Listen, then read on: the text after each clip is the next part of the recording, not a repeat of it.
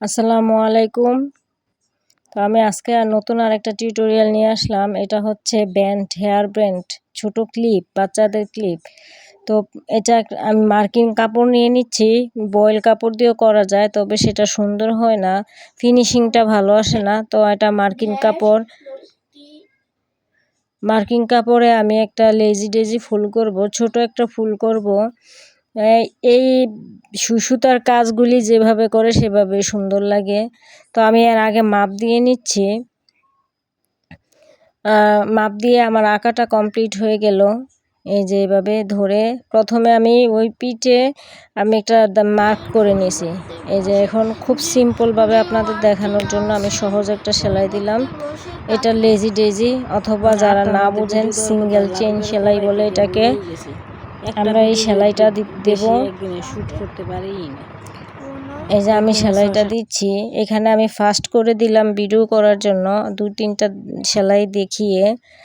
তো আমি এই পর্যায়ে একটা কথা বলে নিচ্ছি, আমার চ্যানেলটা একেবারেই নতুন। তো আপনারা যারা নতুন দেখছেন অবশ্যই চ্যানেলটা সাবস্ক্রাইব করে দেবেন। যেহেতু আমি নতুন, অনেক ভুল ত্রুটি হয়, তো আপনারা এটা ক্ষমা সুন্দর দৃষ্টিতে দেখবেন। আর আমি ছোট ছোট কাজগুলি দেখাচ্ছি, আপনাদের বাসায় বাবু থাকলে আপনারা এগুলি দিয়ে সহজে করতে পারবেন। এই ক্লিপগুলি অ্যাভেলেবেল পাওয়া যায়। তো আমি একটু ভালো ফিনিশিংয়ের জন্য আপনাদেরকে এটা দেখাচ্ছি। বয়েল কাপড় আপনারা ডাবল করে নিতে পারেন।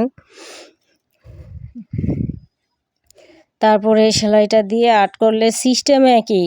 আমি পরের পার্টে জোড়া লাগানোর পদ্ধতিটা দেখাবো। এখন আমি এমব্রয়ডারিটা দেখাচ্ছি।